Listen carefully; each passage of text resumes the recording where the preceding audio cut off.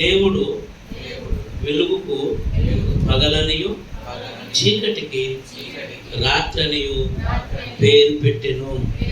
అస్తమయమున ఉదయము కలగగా ఒక దినం ఆయను. ఒక్క దినం గురించి చెప్తున్నా ఇప్పుడు మీకు. ఒకటే దినం. ఒక వారానికి ఎన్ని రోజులు?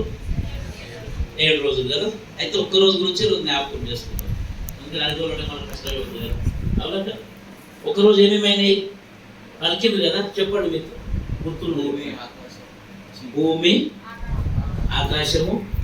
చెప్పినోడు చెప్పకండి మళ్ళీ మీరు.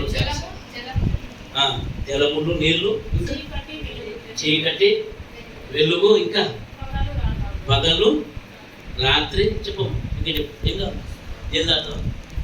ఏదా మంచిగా సార్ చెప్పు. ఒక్క దినంలో దేవుడు ఏమేమి చేసినా అది ఆలోచిస్తున్నాడు. అర్థమైందా?